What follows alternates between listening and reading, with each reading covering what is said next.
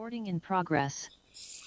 Okay, good afternoon. Welcome to the Thurston County Board of County Commissioners meeting for this Tuesday, June 16th, 2026. It is 2:05 p.m. My name is Ty Menser, Chair of the Board. To my left is Commissioner Rachel Grant, Commissioner Emily Klaus. Vice Chair Fournier is participating virtually, as well as Commissioner Mejia today. And we are live streamed to the Thurston County YouTube channel. We are going to begin the meeting with the Pledge of Allegiance, and I'll be leading that. So if you would rise and join me.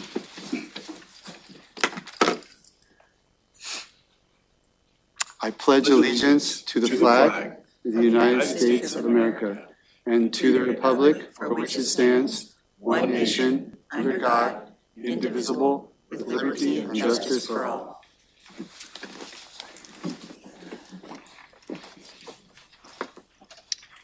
Okay, we would also like to do a land acknowledgement. We would like to acknowledge and thank the indigenous Salish peoples whose elders and ancestors have lived on and cared for the land and waterways of this county with great care, and who still continue as sovereign nations today, specifically the Squaxin, Nisqually, and Chehalis people. Truth and acknowledgement are critical to building mutual respect and connection across all barriers of heritage and difference. The purpose of this acknowledgement is to disrupt ongoing erasure of injustices done and to remember history as a stepping stone toward healing. We commit to working together to honor our past and build our future with truth. Next up is approval of the agenda. I move to approve the agenda. Second. Okay, motion to approve the agenda and a second. Chair? Yes, madam. I would like to move to make an amendment to the agenda. Yes, ma'am, go ahead. Thank you. I would move to amend the agenda in light of the letter that we got from the mayor for the city of Tumwater, that we postpone department item 8.2 for the renewal of homeless services contracts and direct the item to be sent back to the Regional Housing Council for further consideration before it is brought back to the board. So we're looking at sub 2 under And I believe, Public Health and Social Services. yes, the Renew, renewal of the homeless services contracts. and yet your motion is to remove that entire item from today's agenda. Correct. And is there a second to that motion? I'll second that. Okay, we have a motion and second to remove item 8 sub 2 from this agenda. And is there a discussion on that motion? Sure. Yes, Commissioner Klaus. I do have discussion. So the letter that I think Commissioner Mejia is referring to, I just received this today. I was not included on the email, so I didn't have any awareness that this was a consideration that Tumwater asked us to make today.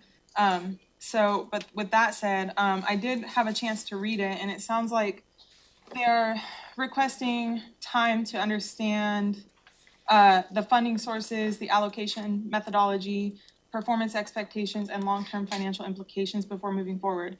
That makes sense, and I totally understand the need for the understanding of that, because it's a complicated topic. We issue tens of millions of dollars each year for housing, so that I totally understand. However, I'm not in favor of this motion for a few reasons.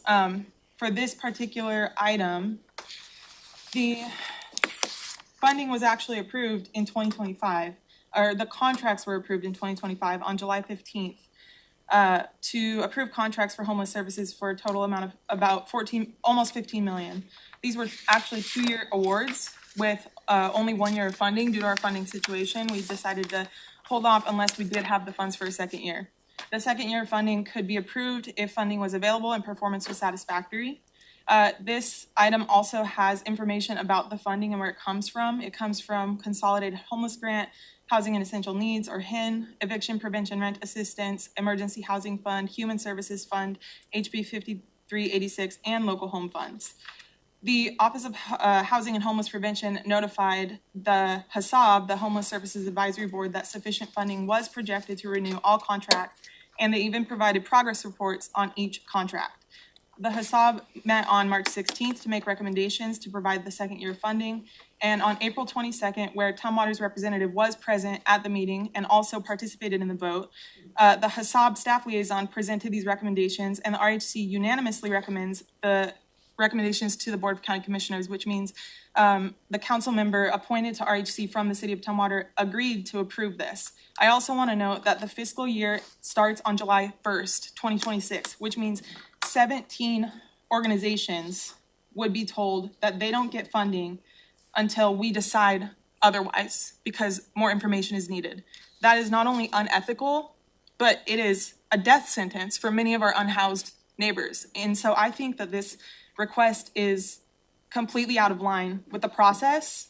I was not included on the email, so I had no idea that this was coming, even though I've been requested to include Tumwater on all my correspondence. So I want to just, this item is, like I said, it will be a death sentence for a lot of unsheltered people in Thurston County. This would require us to reconsider it at the earliest in August, which means from July to August, there would be no funding for organizations that are waiting for this funding that we committed to in 2025. So I'm not in favor of this motion. Thank you, Chair. Commissioner Mejia? Thank you. I kind of want to address some of the issues that Commissioner Klaus has brought up.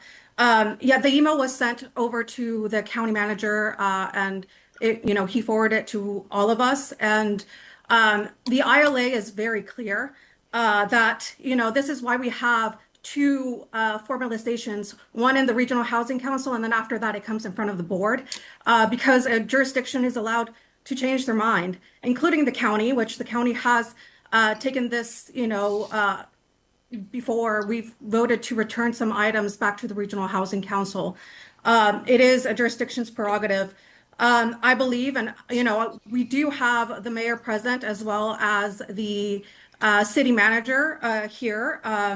But I believe new information has become available, and what the representative for Tumwater, what they thought they were voting on might have changed. The information might have changed. And again, this is a request that's coming. I believe the mayor has checked in with the Regional Housing Council representative, and it is their right, and this conversation needs to take place at the Regional Housing Council.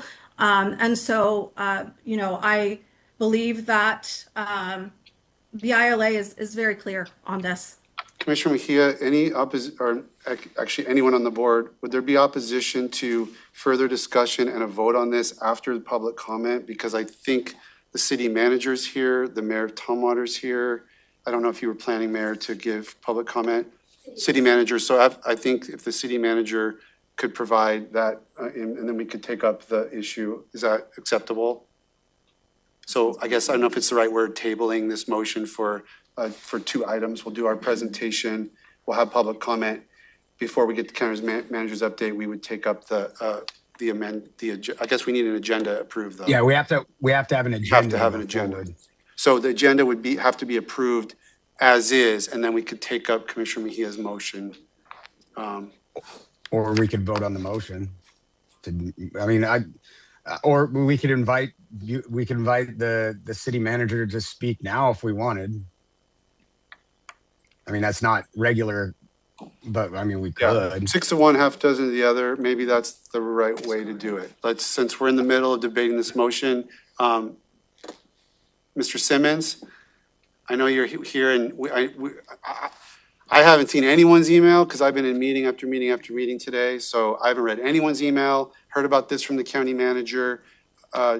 Understand there's some information that you'd like to provide to inform this potential decision by the board. So the floor is yours. Thank you very much. Can everyone hear me okay? Yes, perfectly. Very good. My name is Paul Simmons. I'm the city administrator for the city of Tumwater. And I just want to express support for Commissioner Mejia's motion that the department item 8, number 2, renewal of homeless services contracts be sent back to the Regional Housing Council for further discussion, questions, and consideration. In Tumwater, we have questions about equity and representation, and we have some structural questions about how these critical resources are being allocated. We understand that the complexity of the problems that we are trying to solve and we recognize that a solution that might work in one jurisdiction does not always work in another. We are addressing this problem proactively, working with our mobile outreach team and our law enforcement assisted diversion program. And even with Tumwater taking these steps, outside efforts are disrupting what we are trying to implement in Tumwater. Yet we are seeing things escalate in our community. We have been taking steps. On Friday, we met with one of the nonprofits who receives these funds to better understand their programs and their methods for service delivery. We have staff on boards, we're building relationships, we're active, we're engaged, and this engagement has resulted in more questions for the city of Tumwater. We've coordinated with the representative on the Regional Housing Council from our city council and representing the mayor and the city today. We would like to ask that this be tabled and sent back to the RHC for further discussion. We want to put that on record and just make sure that we have a chance to answer some of the questions that we've had on an ongoing basis that have been unable to be answered, and just make sure that we understand how these limited resources are being allocated. We understand that the RHC has been receiving feedback and improving their processes throughout this year. We're appreciative of those efforts and hope that they continue. However, those improved processes and communications haven't always resulted in different outcomes. So we're at the table today. We're asking because we want to do better. It shouldn't be an issue for a contributing jurisdiction to ask questions like this if we see that there and if it feels like this is a problem to ask these questions before we approve these things, then I think there's probably a larger discussion that we need to have about how the RHC is structured and how we approach this work. So I just appreciate your time and appreciate the opportunity to represent Tumwater's interest today, and am available if there's additional questions. Are there questions for Mr. Simmons? I have a question. I saw Commissioner Fournier's hand. Commissioner Fournier, do you have a comment or do you have a question for Mr. Simmons? I have no comment for Mr. Simmons. Okay, I'll go to Commissioner Klaus. Thank you. Thank you, Paul, for being here. I appreciate it. Thank you for the additional context. My question is, what are the concerns about these contracts that you all are in discussions about? I think that's to be honest, I think it's the process. We've had a transition of leadership, and so we have some new folks at the table. We are engaging at a deeper level in this.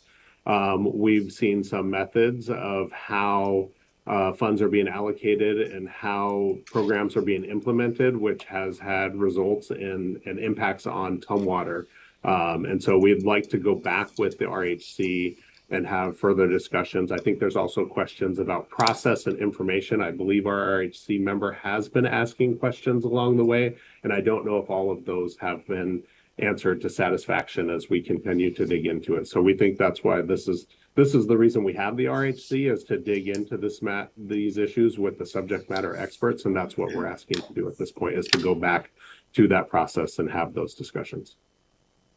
Thank you. So I understand, being in a live stream public meeting that maybe some information isn't super comfortable to share.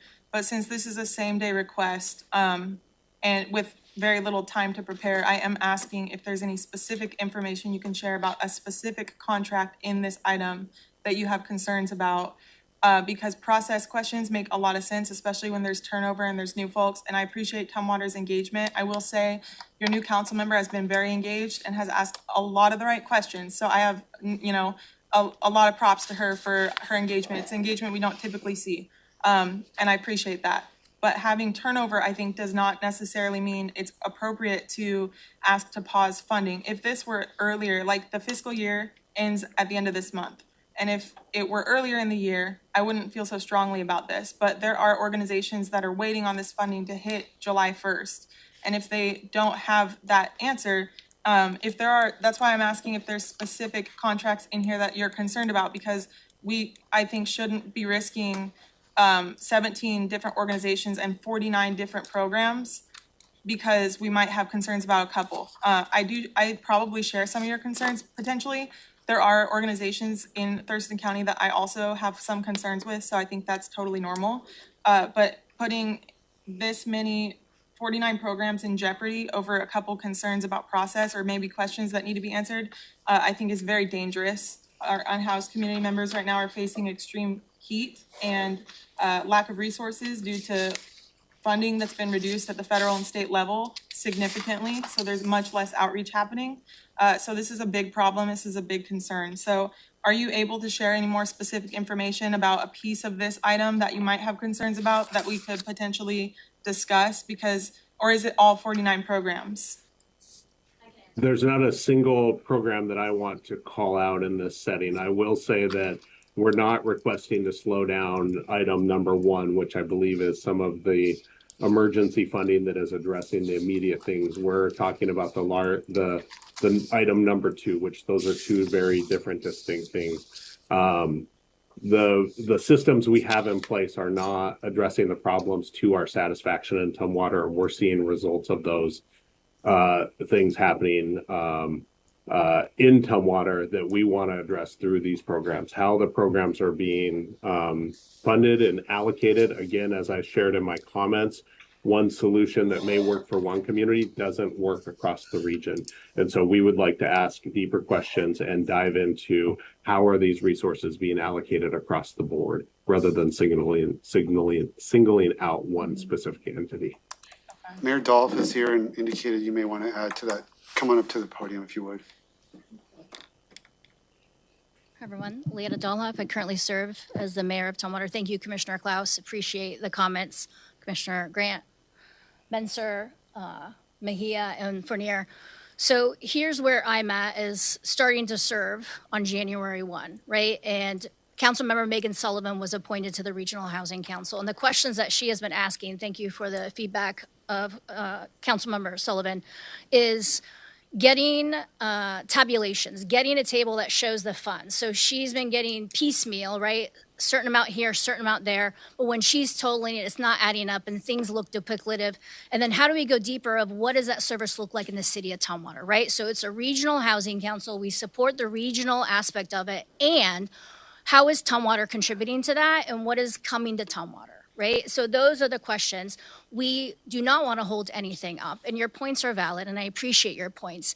And I do have questions, right, of how is Tumwater contributing and what is Tumwater getting back to meet the needs of those who are experiencing the challenges in Tumwater, which is not the same in another jurisdiction. So that's the question is the appearance of lack of transparency, no one doing it on purpose, but what is coming to Tumwater? What are the needs in Tumwater? And what funds are coming to Tumwater with these nonprofits? That has been unanswered. So that could apply to all the contracts is the depth of knowledge, the depth of transparency of what is coming to Tumwater, right? So we support, we're here. I took time off my day job to be here because I support the work that you're doing. And I have unanswered questions and I want it on the record. What is coming to Tumwater? How are we contributing? And so I would like this to go back to the Regional Housing Council, not holding up any timeline. I thought there was supposed to be a meeting at the end of this month, right? So if that was canceled for whatever reason, you can still have a meeting. So I'm not holding anything up. I don't want to hold anything up, but I need clarification because we're seeing things escalate in Tumwater and we're having to adapt and modify. So how are the nonprofits getting these funds? How are they contributing to Tumwater? Those are the unanswered questions. So not targeting anyone, but that piece is challenging for us in Tumwater. Does that make sense, Commissioner? That makes sense, thank you. And the reason why I was mentioning the delay is because the Board of County Commissioners will be on summer recess here next week. Right. And so even though RHC might be having a meeting, we won't be able to get back to this item until July, which would mean it wouldn't come back on our agenda till August. Right. So there would be at least a month, if not more. It depends on the depth of the questions. And so I'm just, Right. you know, yeah, as I'm hearing this, that's totally valid because I had a lot of questions coming into this as well. I mean, I saw you looking at me and like nodding your head no. I don't want to disrupt anything. And I have always supported the work that you're doing, right? And I feel like I can communicate with you about things I'm seeing and hearing and challenges. Also, we're coming from Tumwater, so I'm trying to track all of our meetings, right? So I just got the heads up that this was on the agenda. So I apologize for the delay, but I only found out today, right? So that's why I immediately sent an email to the chair and the county manager, and then they said they would forward it, right? So I'm just asking for that consideration. How you choose to vote is how you choose to vote. But I just want it documented that there are concerns in Tumwater, and I just wanted to share that. And it's not against any nonprofit, but it's how are those pieces being shared throughout the jurisdiction. So it's the equality piece and the equity piece that Tumwater is questioning. and still supporting, if that makes sense. Let me go to Commissioner Fournier and maybe stay put in case there's a question for you, Mayor. Thank you. Thank you. Thank you, City Manager Simmons and Mayor Dahlhoff. This is a regional thing. This is a regional council, and we, as the commissioners, this isn't our money. This is everybody's money, and we're the last stop before the decision's made. And if any one of our partners are saying, "Hold on, let's take a break, let's pause," we have some more questions. I think it is imperative that we listen and that we do it, and we don't get out too far in front of anyone else. So I want to respect Tumwater's wishes and Tumwater's request, and I support the motion to table this or postpone it or give it some space to where we can get Tumwater's inquiries solved. So I am in favor of the motion. Thank you. Commissioner Mejia, did you put your hand down? Have anything? Yeah, no, I was just going to clarify because there seemed to be some concern about the hazardous, which was not included in my motion. My motion just included the homeless services contracts.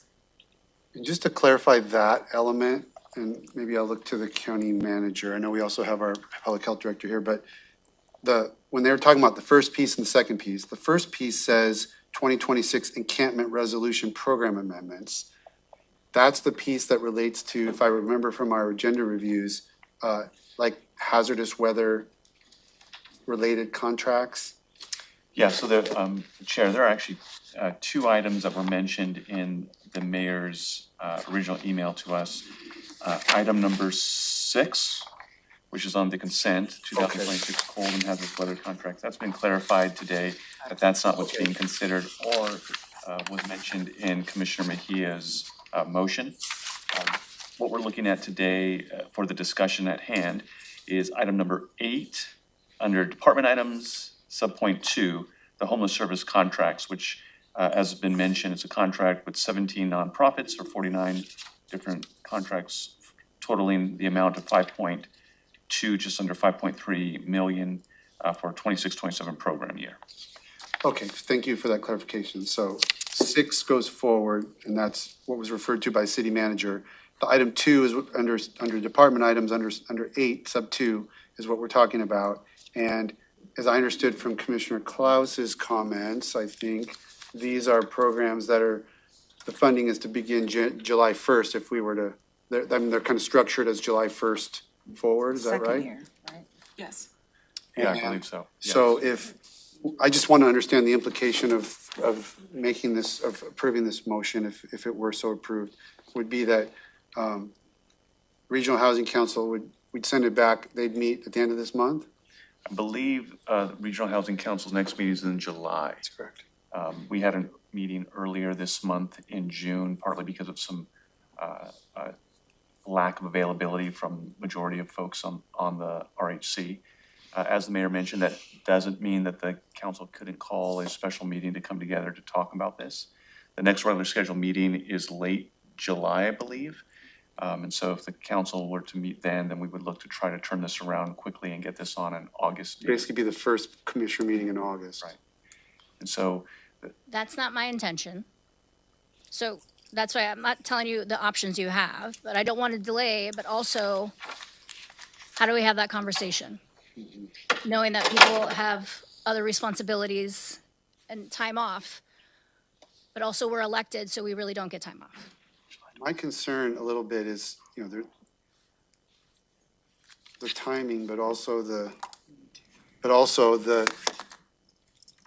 fact that the board, as Commissioner Fournier kind of laid out, this is the first time we're really able to take action on it, and we could have any number of concerns, and there has to be some time built in for us to, whether this concern is enough for us to take action is something for us to each consider, but there has to be the ability for us to say, we're not ready, yet if something comes up. Again, whether this meets that standard is, but the process being such that it moves along and then the commissioners as the final stop, there has to be the ability for us to have a concern and have a way to address that concern. So that's kind of a tension, those two things for me. all right, if I could offer from a staff level, what we would say is, seeing the priorities that are converging, it'd be our desire to try to work with the Regional Housing Council Chair and Vice Chair to see if we can't call a meeting quickly, so that we can try to preserve keeping this on an agenda either Mid-July. mid-July, so that it minimizes the impact to the delay, and it allows an opportunity for us to sit with our partner jurisdiction, the city of Tumwater, who we value, and talk through these items. From a staff level, we are aware that with new members in the RHC, there are a lot of great questions being asked. And so we're understanding that there may still be some things that have to be dug into, and we'd be happy to mobilize and work as quickly as possible to get that done. I would feel a lot more comfortable with that approach. I got Commissioner Mejia, then Klaus, then Fournier. Go ahead, Commissioner Mejia. Thank you. And thank you, Mayor Dalhoff and City Manager Simmons for being here. I do want to say in terms of process, we have started contracts late before for a number of reasons. Because of funding, there was one year where we hadn't heard back from the state. I think that this is just these nonprofits, right? I think staff can communicate with them, let them know that there are questions, and that can be addressed. I'm okay with having a quicker timeline if it helps address Tumwater's concerns. But again, I'll just point back to the interlocal agreement. I mean, the reason we kind of set it up this way was so if the county or any other jurisdiction had any questions, like once it came back, it had that kind of second level, a piece of it. So, clarifying again, my motion again, this is just for item 8.2, which is the renewal of the homeless services contracts. Mayor Dalhoff, did you have something before I? Okay, Commissioner Klaus. Thank you, Chair. So I want, in case there was something I said that made it confusing about whether or not I was talking about the hazardous weather contracts, I think I used the word emergency and I talked about the hot weather, but I wasn't referring to the hazardous weather. I know that's a separate item and that we don't have concerns about that one. What I was referring to was that a lot of these services still do serve the community that's unsheltered. And so even though it's not hazardous weather money necessarily, it's still money for outreach services, for survival gear and things that they need to stay alive. And then, one of the items is Quinn Street Village, which is something that all of the mayors wrote us a letter to the RHC asking for us to find contingency plans because of the potential loss of state funding for that specific project. And that specific project is in this list of contracts. So I would think that, I know you're not talking contract specific, but I would think that because of the weight that we have on Quinn Street Village as a region, that would be something we want to honor. We also have, there's shelter in place and outreach programs. There's stability stays program, which is for people who are experiencing a significant or life-threatening health concern and they have a bed date to get into maybe an inpatient program or a substance use facility and they need a short-term hotel stay. That's an emergency, and that program is extremely important for people who are unsheltered. We also have a lot of DEI contracts on here, which I know you mentioned equity as being important, and it's definitely important to us as well as a region. So I think, some of that is funded here, which I think is just important to note. And then in terms of process, some of the questions that are being asked, my background coming into this role was years of outreach for unsheltered people, founding a nonprofit that specifically served this community, working directly with a lot of our local providers, and it still has taken me years to understand some of the questions you're asking. So they are important questions that I asked too, and it has taken me a long time, even though I have a background in this work. And so it's very complicated. It's millions and millions of dollars, and I'm just I'm concerned that some of these questions won't be able to be answered by mid-July. And then we also don't know if it's possible to convene a quick meeting. I would like to do that if it's possible, but we don't know if it is possible. I would ask that the city of Tumwater maybe considers, this is a second year of a 2-year contract system. The reason why we're even visiting it this time instead of approving 2 years last time is because we were facing a $36 million budget deficit as a county last year, and we didn't know if we would have the funding, but now we know we do. And so that was part of the agreement last year. So this has been, I know there's a lot of new folks now at the table, but this is something that we committed to last year if we had the funds. And I know things change, and that's okay. I've asked for extra time on items too. But the gravity of this situation, I think, is imperative for us to address today. And I just think because some of these are life-saving services, we shouldn't be pushing things down the line. And if that's not the intention of Tumwater, then I would ask Tumwater to please consider allowing this to go through today as planned, and then still having these conversations, which are important. I totally value the questions that are being asked. Like I said, Councilmember Sullivan's doing a great job. But the amount of funds we're looking at 49 contracts with 17 different organizations. They're really important contracts. And I think that it could, because I come from running a small local nonprofit. So I understand that like $10,000 could make or break a month for staff to get paid, for unhoused residents to get their emergency things that they need. Small nonprofits are struggling right now. And if they're counting on this money on July 1st and they don't have it, there's chances people could be evicted. There's eviction prevention services on this list. There's youth homelessness on this list. There's so much on here that we really just can't risk having these programs lapse. So I would urge Tumwater to please consider that as you're making this request, and maybe allow this to go through today, and then have follow-up conversations, because I just think there's a chance some of these questions are going to be ongoing for maybe years, because that's what it was like for me. So holding up contracts at this stage when it's already a 2-year contract based on the situation, I think would be really dangerous. I really think it would be dangerous for people. Is there space to reply? I'm not holding anything up, right? So questions have been asked for 6 months since Councilmember Sullivan joined the Regional Housing Council. They have not been answered. The questions are pretty straightforward in my view of budget. What's the total amount? What are they going to? The breakdown of supplies, the breakdown of that has not been received. So We actually have the information for you here. I had my executive aide print that out. It has all the contracts and the amounts and what they're going towards. And I hope that's helpful. So I want to make sure you had that right away. Thank you, much appreciated, and still doesn't answer the question. So I am not holding anything up, and I'm also stating there are concerns. And I'm not stating because of new leadership. I'm saying we should be able to ask questions and leave with curiosity and not hold anything up. So that goes to your timing as well of your meetings and your leave. I have no control over that. But what I do have a responsibility to those who live, work, play, visit, and have different living experiences on Tumwater. I have a responsibility to come here and tell you that there are concerns, and I have questions, and I think it should go back to the Regional Housing Council. So I agree with everything you said. I get everything you said. It is my responsibility to come here and share that we have concerns. So how you vote is how you vote. I'll just say, Chair, if you'll allow me to respond, if whether or not the intention is to hold things up, the impact is that it does hold things up because the fiscal year ends at the end of June. I don't set your schedule. I don't set your meetings. The fiscal year for the state and all jurisdictions is the same. When this was scheduled for today, I did not have any impact on scheduling that. So but the impact hear of you. The request, if we were to remove this from the agenda, is that 17 local nonprofits and 49 contracts would be paused. Well, that's what the assumption is. Until- The 16th. You can't convene a special meeting. But those are your decisions, and you're going to vote the way you vote, and I will still hold on. respect you. I don't control every representative on the RHC and their schedule. I think it's very risky in the summer when kids are out of school. I don't have kids, and I'm not going on vacation. I'll be here working still, although we're on summer recess. But there are a lot of people who are going to be out of town. And so I don't know if convening a special meeting will be possible. That's not within my control, and that's not my choice. Get it.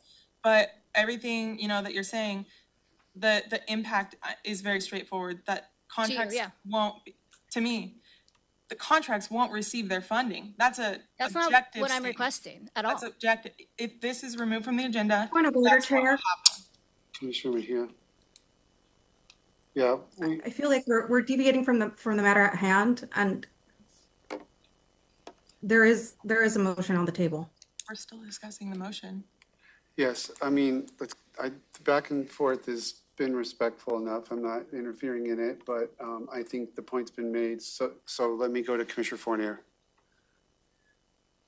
who's been waiting. Thank you. Yeah, thank you. I had a couple of thoughts. They're really outside of a natural disaster. There's never really something that should come before this board where we have to say yes right now, right? There should always be opportunity when a partner agency comes in and says, hey, hold on, we've got some more questions. And if you say no to that, you risk throwing this whole regional effort out the window. right? The everybody doesn't have to participate in this. And if you're not respecting their wishes, there's likelihood that they'll stop participating in this. And then we're not going to be able to have a regional housing council. We're not going to be able to do these projects that we need to do. So I think it's very important that we respect the request of Tumwater. I had some of these same questions. Our staff came and gave a great presentation. So I know that they're prepared to have these conversations. That shouldn't be a problem at all. So it's an easy thing for me to say, yeah, let's support Tumwater in the efforts of preserving this regional spirit. That's just it for me. So I maybe call the question. Is it? Okay, I'm hearing no additional discussion, so I'm going to call for the vote on this motion. The motion is to remove item 8 sub 2 from this agenda with the direction to send it back to the RHC for further discussion. Chair. Yes. One more point I want to make is if we remove this from the agenda right now, then any public comment on this item would be a moot point because it's not on the agenda anymore. So if there are people listening that want to make comment on this, removing this item from the agenda would make any comments irrelevant or not allowed according to our public comment guidelines until the end of the meeting.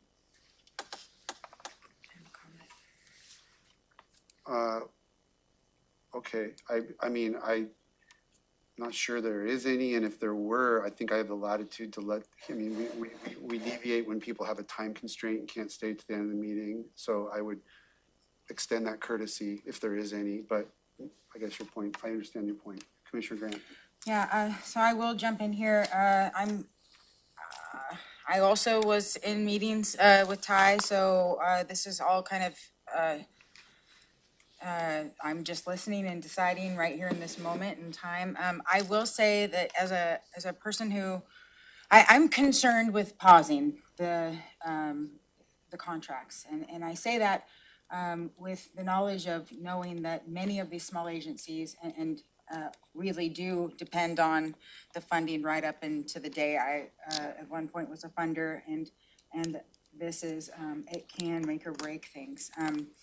I think it's unfortunate that we somehow didn't get this information previous. You know, while I absolutely think that we should be able to meet Tumwater's needs and go back to RHC and Tumwater should have a chance to talk about this, I am concerned about, you know, the funding being stopped, and I'm, you know, hoping that maybe we could figure this out, you know, after the fact. I do have some serious concerns with the fact that we've already committed the money out and it's a 2-year, so we've got people's budgets who have already been committed the funds, and then this is just the second year of that funding. And so that's, I think that I'm wanting it to stay on the agenda. Commissioner Mejia. Thank you. I do have concerns with some of the language that's being used in terms of saying that this has already been committed out, and that because again, there is a process for this. No, you know, nonprofits should be like, there is a point to change contracts all the way up to this point. And like, if, you know, the timeline needs to be changed on when the contracts are coming back to the board to allow that, then that's a conversation that the RHC needs to happen. But there is a reason for this, and for how the ILA was explicitly set up, and it was to allow for these like conversations to take place, and if things and contracts needed to be taken back, they could do that. Chair. The interlocal agreement has nothing to do with. Sorry, did I cut off? Oh, yeah, you cut off. Are you still going? Go ahead. Yes, the interlocal agreement is clear on the process to follow in terms of it coming in front of the Regional Housing Council first, and then coming to the Thurston County Board of Commissioners. And there was reasons for that. I was one of the main people who was there in the meetings when we were drafting the ILA, and it was to give this availability. If someone needed to send something back to the Regional Housing Council for consideration, it could be sent back. This is not a pause. It's asking for this conversation to be taken back to the Regional Housing Council. Commissioner Klaus. Thank you, Chair. I understand the intention of the interlocal agreement. I wasn't there when it was created, but I'm very familiar with it. And regardless of whatever anyone says, the objective fact is that agencies won't receive their funding on July 1st, period. And so the intention of the ILA, the intention of the questions, all of that, questions are important. The ILA is important. Regional partnership is important. All of these things are true. And also, organizations won't receive their funding. So I really hope, that a majority of the board today will choose to leave this on the agenda and to allow this to go forward. And I am more than happy as the vice chair of the Regional Housing Council and former chair of the Regional Housing Council. I've already talked with the chair of the Regional Housing Council today as soon as I received this information. We are both more than happy to accommodate any request Tumwater has about asking more questions. They could come, Tumwater can come to the RHC meeting if they want to, if staff or the mayor want to accompany their council member. I'm happy to put that on the agenda. We can even call a special meeting before the July meeting to have these questions answered. I will do all of these things that are being suggested. I'm more than happy to, but I am not okay with pausing this funding right now for additional questions. It's an ambiguous timeline. That there are questions that are about large context or large complicated topics, and who knows how long those questions will take to be answered. And if those questions result in a different amount of funding after this has already been decided. I also want to mention, we have a homeless services advisory board for a reason. That's not being talked about. We have advisory boards that advise the Regional Housing Council on how to allocate funds because they have lived experience with homelessness or housing insecurity, or they have experience as a provider for people who are living through that. So these advisory boards are people who are volunteers. They don't get paid, and they spend time going through these excruciating decisions with millions and millions of dollars of funding to make heartbreaking choices about who to fund and who not to fund when we're talking about life-saving services. And their input is what the Regional Housing Council takes into consideration when we make our decisions to recommend to the Board of County Commissioners. If this was a different situation where it was a new contract and it was brand new this year and we wanted to have additional conversations, that's fine. But this is something that the Board of County Commissioners approved last year, and all we're doing is saying we have the funding for the additional year and we have the performance evaluations from last year, which I'm happy to help Tumwater get if you don't have those, so that hopefully, we can answer more questions. But as the city manager said, there are more, sometimes when you ask questions, the answers result in more questions. So how long is it going to take to get this funding out? And if there are not specific concerns about contracts in this agreement, then why are we putting these contracts in jeopardy to have more time for questions? So I'm happy to accommodate everything that's being suggested, but not if it's not, I don't want this contract to rely on all of those additional choices.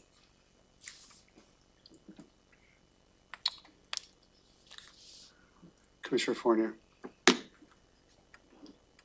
I just want to say, and I say this respectfully, just Commissioner Klaus, there's been many, many times when we've gotten to a decision point and it's been requested that you be given more time for more information and to ask more questions. And the board itself has been very accommodating when those things have come up. I just want to give the city of Tumwater that same latitude and that same respect. And I feel if we do not, we threaten the whole spirit of the regional effort. So I hear what you're saying, but we have a jurisdiction that's asking for this, and I feel it is important that we respect that. Okay, I'm just going to say that I find this to be an incredibly difficult decision. I think Commissioner Klaus is correct about the contract approval timing. Like, the reality is there will be a delay. Now, I'm hoping we could minimize that delay.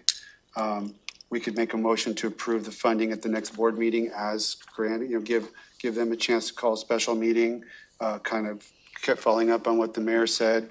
Hey, there's time, and we'll see. But I do go back to the negotiations that I had with the cities when we were forming the RHC. my very lengthy and delicate negotiations, primarily with the city of Lacey, where I assured the leadership of City of Lacey that the board would not strong-arm the cities, and we created that mechanism whereby the board only makes up or down decisions and we cannot sit here and adjust the funding mechanisms. So in the spirit of that and Tumwater coming forward, I guess I'm gonna lean towards supporting this request. But I would like to see a special meeting, and I would like to see board action at the July 14th meeting, which is our very next board meeting, if at all possible.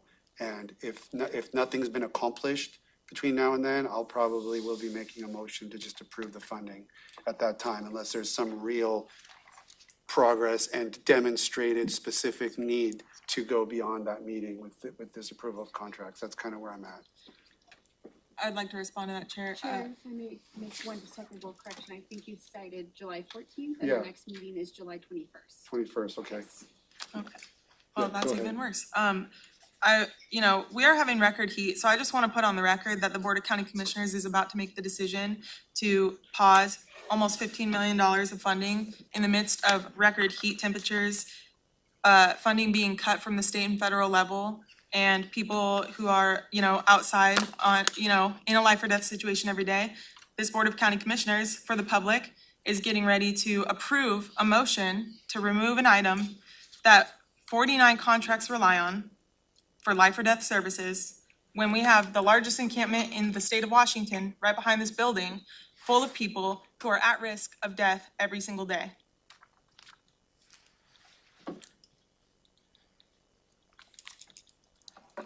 Okay, hearing that, I'll call for the vote. All in favor, say aye. Aye. Aye. Aye. Opposed? Nay. Motion carries. Okay, we're gonna go to our presentation, which is a proclamation for LGBTQ plus Pride Month. And I'm going to ask the county manager, who's gonna make a quick announcement, and then we're gonna go forward. Thank you so much, Chair. Before we jump into that important proclamation, just wanted to announce that we are kicking off the World Cup here in Thurston County with the Olympia Lacey Fan Zone by hosting the official whale tail sculpture here in the atrium until the end of the week. On June 19th, it'll head to the Port Plaza for the opening of the fan zone and 4 days of screen matches, music, food, vendors, and meet and greets with soccer players from across the region with a family-friendly party at the port. Tickets are available at thurstonchamber.com, and we're excited to see your World Cup energy across the county. Also, Chair, I wanted to give a special thanks to Jenny Fugna-Jones for her ability to bring this together and the partnership that she had with the Chamber, Thurston Chamber, and under David Shafford's leadership. Without them, I don't believe we would be here today, and we're very thankful. It's now my pleasure to hand over to Ellen. Thank you much. Thank you so much, County Manager, Chair, Board. Good afternoon.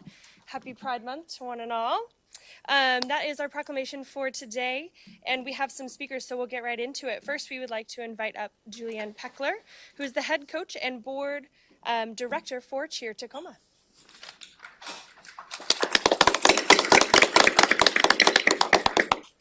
Thank you so much for allowing me to speak on behalf of Cheer Tacoma. I'm honored to be a leader for this organization of fantastic individuals, and it's our honor to be here today for this proclamation. This is the first time that we've been invited to partake in a proclamation, so it's incredibly meaningful to our organization. We are Cheer Tacoma. We are an all-adult, LGBTQ and allied cheerleaders, and we use cheerleading as a way to raise awareness and funds for other nonprofits that serve a community, full of people who have, sorry, I'm a little nervous because I've never done this before. We raise money and we advocate for people, for other nonprofits who are raising money and funds and advocating for folks in the queer community and also other underserved populations as well. I'm really excited that we've had our past beneficiary, DAPS, is here, and we also have our current beneficiary, Stonewall Youth, here as well. So how we operate is we use cheerleading as a way, kind of like public buskers, and you'll see us at events. You'll see us at Olympia Pride if anyone is here.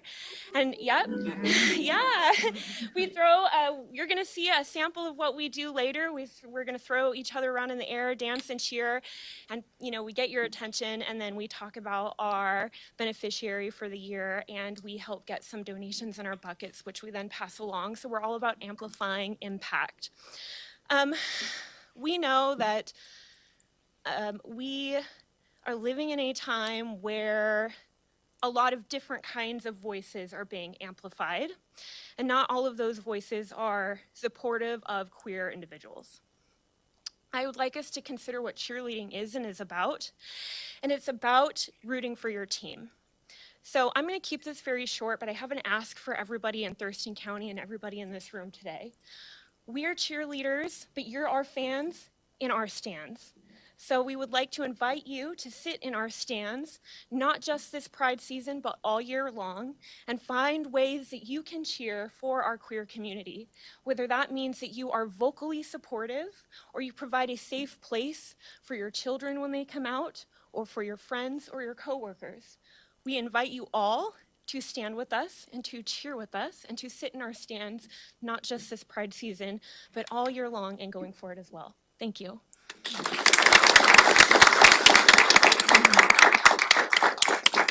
Thank you so much. Next, we would like to invite up the beneficiary, Stonewall Youth. Today we have Cupid O'Tinker, and she's the Community Fundraiser and Outreach Director.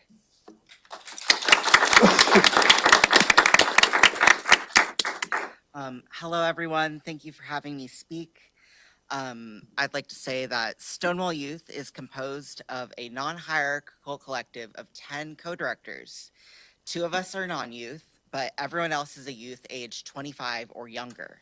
We are by and for queer youth at our core. We utilize a youth-adult partnership model where non-youth staff provide experience and guidance, and youth provide new ideas, more connection with the needs of their community, momentum, and leadership. By offering jobs to youth, we're able to set them up for success in their future careers. We also offer fellowship opportunities for youth who want to pursue self-led projects with the support of staff. They're always paid fairly for their labor because youth labor is just as valuable as that of adults. And it's important that we fight against adultism. And we offer a dazzling array of programming. So our bread and butter is our youth-only drop-ins, which take place every Tuesday and Wednesday from 4 to 7. And we also offer anonymous peer support groups. Confidentiality is key. There's danger in being outed, especially for youth with unsupportive families. We also take care of the physical needs of youth by offering essential items, such as gender-affirming items like chest binders, homelessness survival items like tents, and school supplies, and also self-care items. And we have a community pantry where youth are able to take whatever they need home or utilize our community kitchen to make food for themselves and their peers. We take great care in stocking ingredients from a variety of cultures, and staff teach youth how to cook foods that either interest them or are new to them. And we do Skillshare workshops during our drop-ins, like teaching youth how to repair bicycles. And then they get to take those bikes home, and printmaking and other fun activities that interest them. At one point, we had someone teach youth how to create a mosaic, and you can see it on display downtown in Olympia near Pizza Time. And we also offer free sober social youth-only events like Queer Prom. And to support intergenerational connection and knowledge sharing, we also offer all ages events like our drag shows, which last time we had one, we had Cheer Tacoma actually perform at it for us. So it was really wonderful. And community dinners. Our drag shows feature youth performers who are able to collaborate with more experienced performers to learn how to perfect their performances. And they're a delightful celebration of queer joy. And our community dinners take place at our headquarters. They're a time when parents can scope out our space and gain comfort in knowing their youth are in a safe space during our drop-ins. We offer these most months. And we see guests bring their families with young children who are excited to eventually participate in our programming when they get older. And former participants will often come and say hello and stay involved with us. We also offer our space to the community for rent for affordable sliding scale rates. Like, for example, we had an event yesterday, actually, that was a Prairie Land informational roadshow about the case and what's been happening from a Eugene-based grassroots organizer. And we think it's important to uplift and support the work of other advocates by offering our space to do this. So having said everything that we do, I know that was a whole spiel. I want to say why we're important these days and every day, honestly. To speak frankly, we're living in a hostile and dangerous climate. A few weeks ago, we were harassed by queerphobic streamers who attempted to film through our windows, tried to enter our youth-only space through our door, which we have to keep locked for safety, and threatened to pepper spray staff for asking them to leave, all while filming staff against their wishes. This negativity towards youth identity does not just happen outside of our space. I have disheartening statistics to share.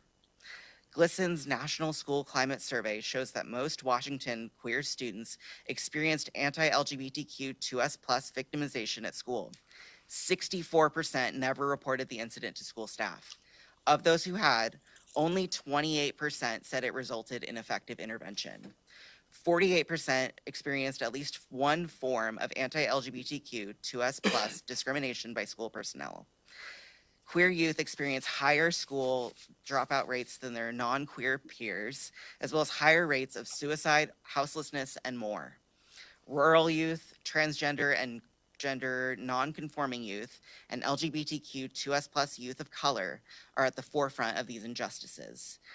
The 2024 Thurston County Homelessness Census found that 29% of the county's homeless population are youth up to age 24. The Homelessness in Washington report from 2024 also notes that 30 to 40% of youth experiencing homelessness identify as LGBTQ. Third spaces are important for mental wellness. By offering a space that's free, we're able to give youth opportunities to build community and exist comfortably somewhere that is not home or school. We are a safe haven in a sea of microaggressions, bullying, and hate crimes. Places like Stonewall Youth are essential. As a queer person who was born and raised in Olympia myself, being a part of Stonewall Youth is incredibly important to me.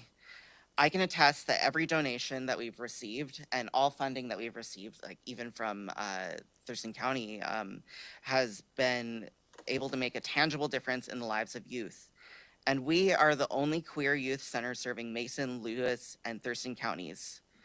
So all of that being said, these are tough times. And we need to take care of each other and step up and be not just aware of queer people, but active allies. We need to step up in our communities. We need to get involved with organizations like Stonewall Youth and work towards a better future where we can all be safe. Thank you very much for your time.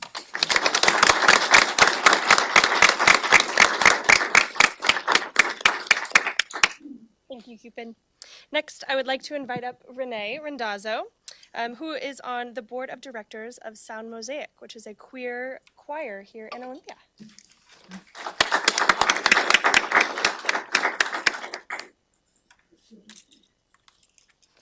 Hello, thank you.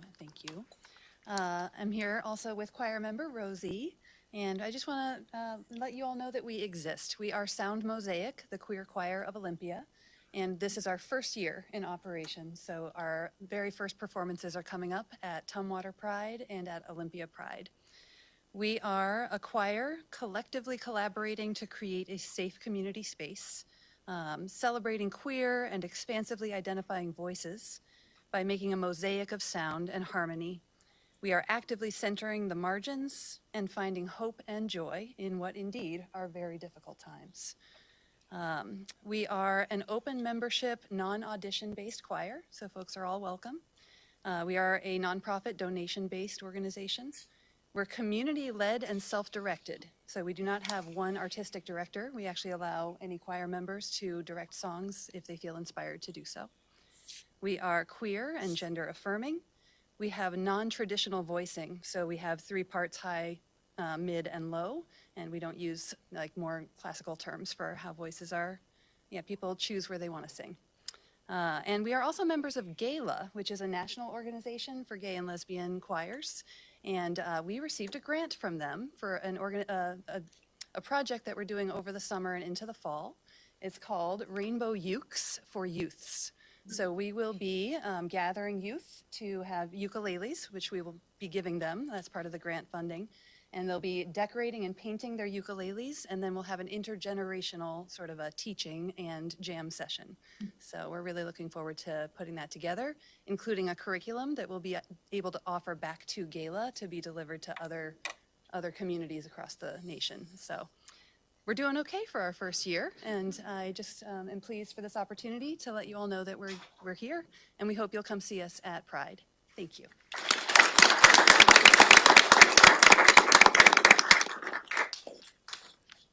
Thank you so much, Renee and Rosie. And lastly, I'd like to invite up Lucas Miller, who is a board member on PFLAG.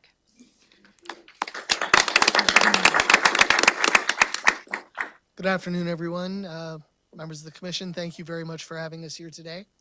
PFLAG Olympia is a local chapter of a national organization providing support, education, and advocacy to LGBTQ+ people and their friends, families, and allies. We are the largest and oldest organization serving queer folks and their families in the United States. Our national organization has been around since 1973. Our local Olympia chapter, we have about 14 or 15 chapters in Washington State, almost 400 chapters nationwide. Our Olympia chapter is very active. We meet the second Sunday of every month. We provide education programs, usually a guest speaker or a short film, time for socializing and community building, and support groups for LGBTQ folks and for straight and cis allies, parents, family, friends, anybody who, maybe needs a little bit of support. If you're a parent whose child has just come out, you have questions, we're the place to come. If you are a young queer person who's, struggling to get your family to understand the journey you're on, we can provide support with that too. We have a lot going on for Pride Month. We will have a booth at Capital City Pride, and we will be in the parade, so please come and find us. We have our meetings are open to the public, and so are our board meetings. So we also have volunteer opportunities for anyone who's interested in connecting more with the community.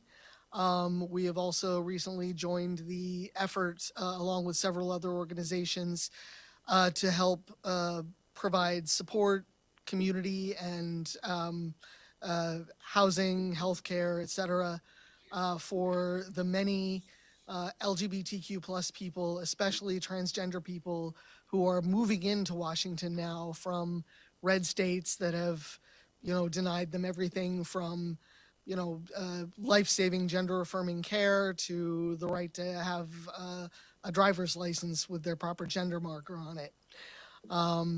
We anticipate that, that situation is only going to escalate, and that more and more people will be seeking refuge here in this area, which we're very lucky to live in because it has such a history of being, accepting and affirming of LGBTQ+ people, especially Olympia, which was last year, became a sanctuary city for LGBTQ+ folks fleeing red states. So yeah, we have many opportunities for community building and volunteer work, and come see us. Thank you very much.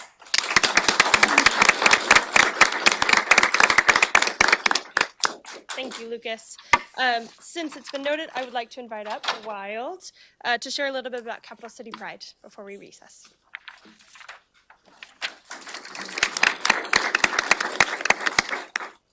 Thank Thank you. Thank you for letting me hop on here. It's good to see you all. I haven't seen Cheer Tacoma so serious. What's that? Yeah, it's so great to be here. Thank you for putting all this together. It really means a lot, even the outside and everything. We're always looking forward to this moment. And thank you for sticking up for the houseless community. It means a lot to us as well. As you know, what people have said, a lot of LGBTQ folks are houseless. And so we just thank you for that. And I just want to let you know, may I give you this? This is the schedule for Capital City Pride Festival. Is that okay? Yes. All right.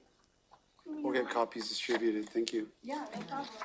Oh. I'll take a picture and then pass it down. There's, we have our 3-day weekend. And as you know, this brings about 30,000 people to the area, which we're really excited about. We have Friday block party, Saturday is the Music and Pride Fest, and Sunday is the Rally Parade and March. And there's a lot of things going. There's a couple fun things that are new, but we have over 250 artists that'll be performing this weekend. We have daytime shows, nighttime shows. We don't have anyone singing about owls, but maybe one year. But we do have queer two-stepping. So that's a new add to the space. We have, let's see, what else is new? We have people getting married again this year. If you guys want to do a marriage, the symphony is actually going to be playing the wedding song this year. So that's like a big thing, a free wedding for anyone who wants to apply. And yeah, there's dance floors, there's Dyke Day in the Park. There's just like so many artists you really have to read through. Like I said, over 250. One of the other highlights that I really wanted to talk about are every weekend this month, we're going to be doing LGBTQ walking tours for all the history that's been in Olympia. As you know, things have come and go. And so Capital City Pride has been in community with Window Seat Media for the last 2 years, collecting all oral histories from the elders, because there is no LGBTQ history of Olympia. So we're creating one. And we're going to take you on a walking tour. You're more than welcome to go. It starts at 11 at the farmers market this weekend, and next weekend it'll be at another location. But we would love for you guys to be there. You're also welcome to walk in the parade with us.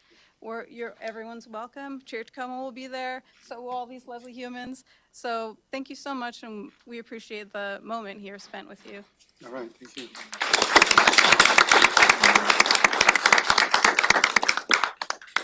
Thank you, Wild.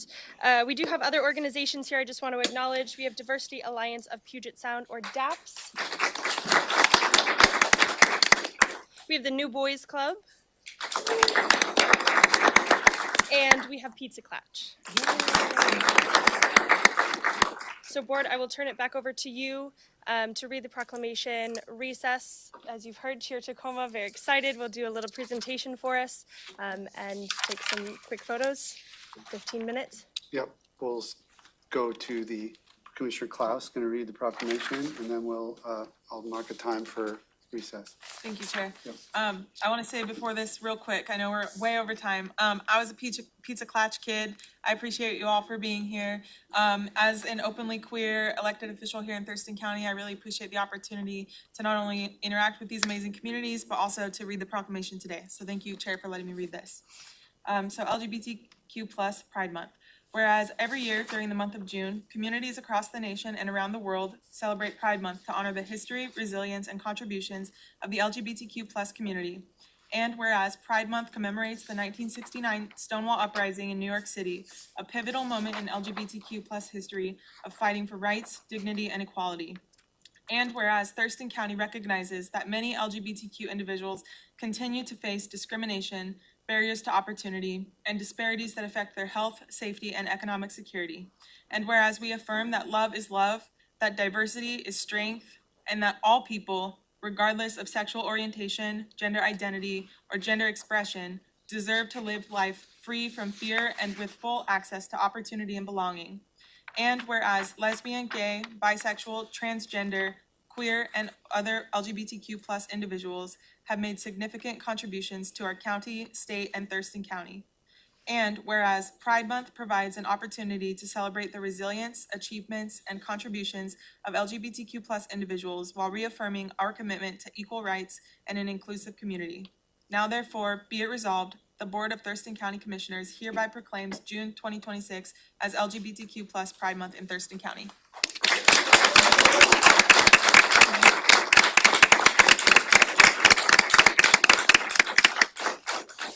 Okay, thank you, Commissioner Klaus. This is very exciting. We have groups that we've had year after year, like PFLAG and Stonewall Youth. Thank you so much. And then to see new groups that I've never, heard before, like Sound Mosaic and Cheer Tacoma. That's kind of a perfect mix from my perspective.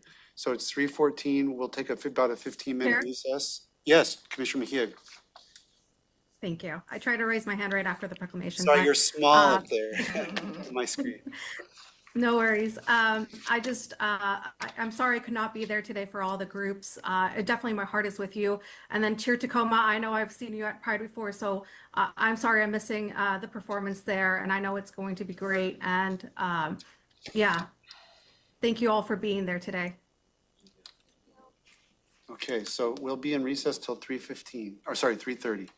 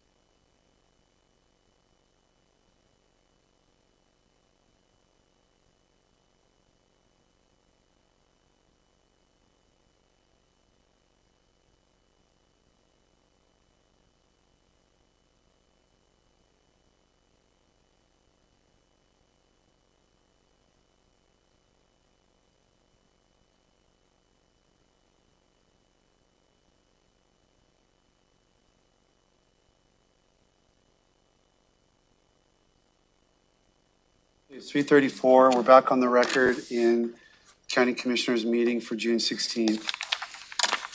Next up is public comment related to agenda items. Mr. Pettit, you're first on the list. And let me go through the advisements. Board of Comment. I understand. There might be others, though.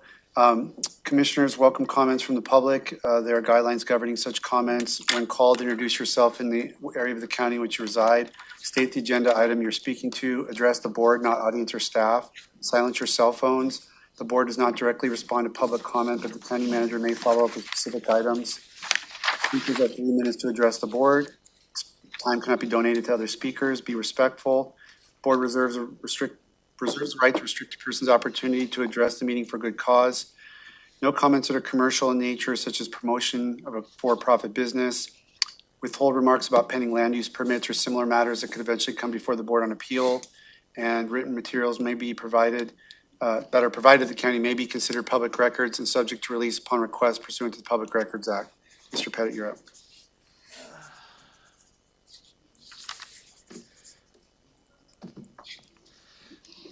Hello, my name's John.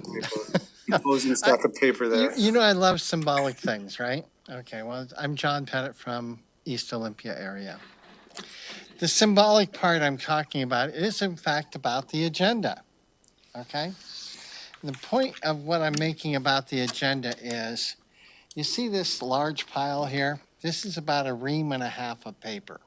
I'm not going to turn it in and make you make copies of it for document purposes, but I'm going to point out something. You had 759 pages of information posted for the purpose of you to be making voting decisions. And I realize we don't talk back and forth, but I would be happy to see you raise your hands and I'll be able to say that you read all 759 pages and you know all the contracts that you're approving. You know all of the details of every single item that you're voting on. I don't believe you have. I think you may have taken a surface part. Part of that agenda happens to be also in the consent agenda voucher list. 124 pages of voucher list. Read every line. And you know, page 124 of that voucher list is a spot for you to sign off that you've actually reviewed it. So, in order just to stay short on that particular topic, I'm just going to suggest this. If you haven't read thoroughly all the documents supplied, then you're not actually voting on it. You're approving whatever staff may have just laid out for you. The voters of Thurston County requested you to make decisions based upon the facts, to be a checks and balance. Because if you're approving things that you don't know, I did notice that you managed to postpone a particular item, which was a topic I was going to talk about with the homeless fund. I mean, I had someone come to my ranch and they needed to spend a couple nights because they didn't have any place to stay, a family of 5 people. Let them stay a couple nights and they needed money to go back in and get a hotel once they were called for some emergency housing. Gave them money so they could go back to town. But the system is very significant and you're spending right now that program, average it out, about $1,600 per homeless person in Thurston County per month. Per month. That's a lot of money going out, and when people need to review how it's being spent, definitely agree with it. Thank you.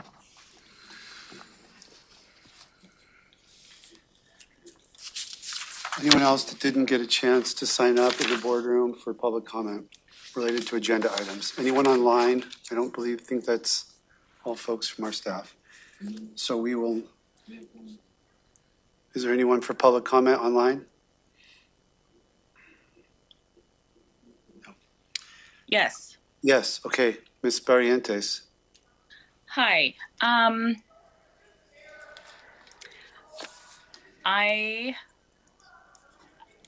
I'm at a loss of words right now for what just happened earlier. I am really concerned with the fact that it is summertime and we're supposed to have, I guess, a record-breaking summer. And with the prolonged approval of these funds to go to programs where there is hazardous weather funding, which are life-saving things because there is a loss of life. And I do have lived experience of being out in the heat in the summertime, and there's no escape, and people do die. And so this is really concerning to me.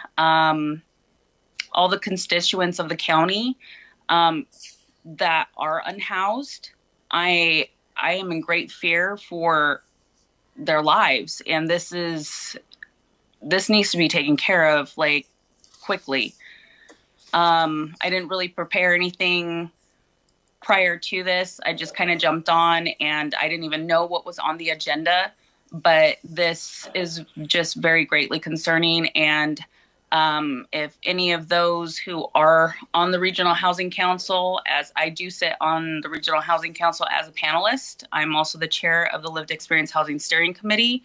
I am making public comment on my own, but also as a LESC representative, the chair of the LESC, that this needs to be taken care of immediately to ensure the safety of the people of the county who it greatly affects. Thank you. Thank you. Okay, so we will go to next item on the agenda, which is county manager's update. Thank you so much, Chair. I want to start with Thurston County Public Works. They hosted their annual equipment rodeo, an impressive showcase of staff and commissioners' skill. 17 county employees and 8 from City of Olympia got behind the wheel to demonstrate the precision and safe handling of big rigs and equipment that keep our roads clear, including the mini excavator, the front loader, truck and plow, and the skid steer. Congratulations to this year's standouts. Elijah Ross, Road Operations Senior Maintenance Technician, was the overall winner and multi-event champion. Justin Bourbon, Fleet Services Central Stores Specialist, took home skid steer honors.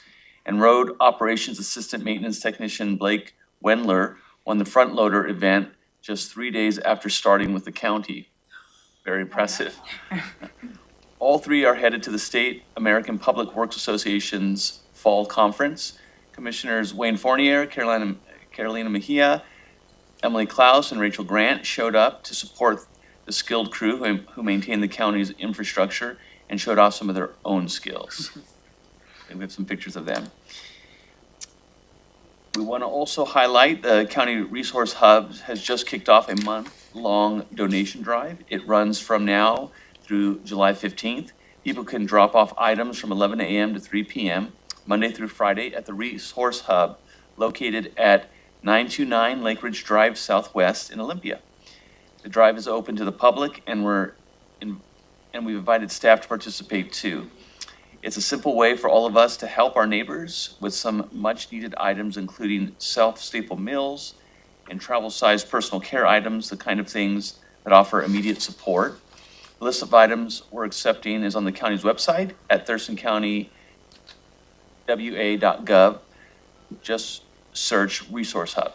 I encourage everyone to stop by the hub and drop off a little something to help spread the word. Thurston County and City of Olympia also just celebrated a big win for affordable housing in our community. Last week, 162 new apartments came onto the market with the opening of Lansdale Point in Olympia. Several commissioners were there to celebrate the team effort, with the county and Olympia joining each to contribute to the project.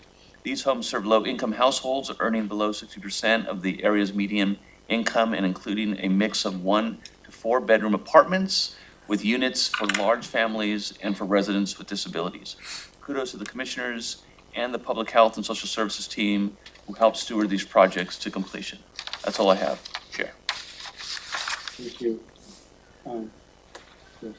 County Manager, I didn't hear the amateur results from the rodeo. Did you miss a line maybe in your report, or are we waiting on those results? We do have the results. Here's what I would say. I would say that Commissioner Klaus and Commissioner Fournier were in the top 10. Okay. But mine was higher. Wait, whose was higher? Did Commissioner Mejia make it to the top 50 at least? Commissioner Mejia is on the list, as is Commissioner Grant. But which commissioner had the highest score, Assistant County Manager? Commissioner Klaus. Okay, thank you. Had a higher score than Commissioner Fournier, but both on the top 10. Cool. Thank you, County Manager. Yeah, I was unfortunately tied up at Salmon Recovery Council and missed this great competitions, but probably to my benefit. 3 years in a row, top commissioner. And then I just wanted to say, Commissioner Mejia, on Lansdale Point, that project from the county's perspective, you were the early champion of this, and it was an unusual funding structure for the county to get involved in. And I didn't know anything about it, but we trusted your leadership, and you really brought that, I think, brought that project along from the county's perspective and championed our contribution, and I think what you can see over there, what I saw was something pretty impressive, so thank you. Okay, let's go to item 5, which is the consent agenda. We have 10 items. Is there a motion to approve the consent items?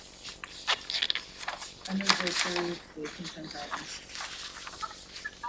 Is there a second? Second. Okay, I've got Commissioner Mejia on a second to approve consent agenda, non-debatable motion. I'll call for the vote. All in favor, say aye. Aye. Aye. Aye. The motion carries. That brings us to department items under 6, sub 1, Auditor's Office. We have Auditor Hall here, and the item is a memorandum of understanding establishing a temporary voting center at the atrium. Hi, thank you. When we talked about this last week at the work session, you asked that I come and do a presentation about what it might look like. So here I am. Thank you so much. So opening a voting center here at the atrium is really just a return to what we have done historically. When we were up at Building 1, we would take over room 152, and that would be our voting center, essentially. We changed the locks so only election folks could get in there. And we opened a second voting center in 2019 at Lacey Library just because we needed one. And it needed to be spread out more in the county. In 2024 presidential, we realized that the Lacey Library was simply too small for the size of our county. So this is really the ideal location. And we had people show up at this building in 2024 because this is a central service hub. I have licensing and recording here. So this was the logical place to have this voting center. Next slide. So I want to talk a little bit about what 2024 looked like and how we can kind of parlay that into what we anticipate this year. So out at Mottman at our Tumwater Voting Center, E-minus 8 days prior to the election is when online voter registration shuts down. So we had 3,850 customers during that time frame. At the Lacey Library, we had 2,737. But about a third of those people came in on election day. So in Tumwater, that was over 1,600, Lacey Library over 1,500. So for 2026, we expect on election day about 750 customers here, and it'll be sporadic up until that time. So I want to talk a little bit about, why a second voting center. We've got over 200,000 registered voters, and I don't know why, but a lot of these voters just wait until after the 8-day cutoff when they come in and change their address or they need a replacement ballot. And a lot of times, especially in midterm and presidential elections, it's the only time they think about voting. So they may have thrown away their ballot, or they're here to register because voters can register up until 8 p.m. on election day. So I want to show you a short video of what the Lacey Library looked like. Now, we did not take this. This was taken by somebody else, but I will kind of describe what is going on. If you look through the windows, you can see, and what they were photographing was the line. We were way in the back at that end of the library. So when you came into the library, you actually had to go the opposite direction of where our services were being provided to get in line. We had 3.5-hour waits on election day. And we were snaking people through the bookshelves just to keep that line inside the library. It was very, very disruptive to the patrons there. Our wait at the Mottman was also 3.5 hours. So at Lacey Library, we served our last voter at about 11 p.m. That's where I was. And so I don't think it's going to be that intense this year, simply because it's a midterm and not a presidential election. But we need to be prepared. And this building is really ideal, and we did consider other locations. Actually, the fairgrounds is a perfect location. The challenge with that is their fair is at the same time as a primary election, and I don't think they want to move our fair, and we certainly can't move our primary. So that's the challenge there. And we really do need to have consistency of services. I mean, for a while that it was like, where's Waldo? Where is elections? Because we were moving around from the atrium, or from Building 1 to SPSCC to Building 5, then out to Mottman. And elections is a core county service. I mean, this is critical infrastructure. And this is the perfect location. It is very secure because we've got all of the network drops here. We have a secure place to store all our ballots, which is where they store our licensing inventory.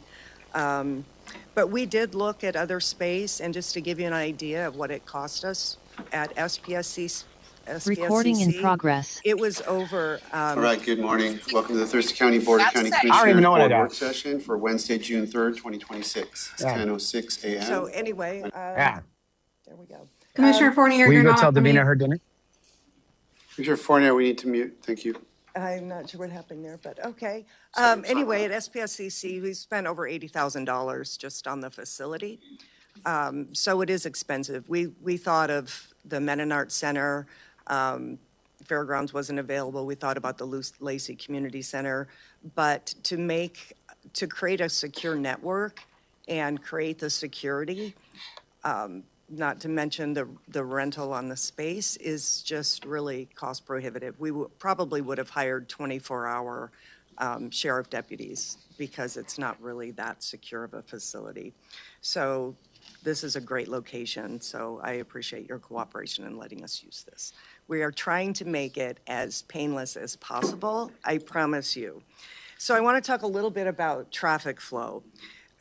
Keep in mind, most of these voters that are going to come in on election day are going to come in probably about 4 o'clock and after.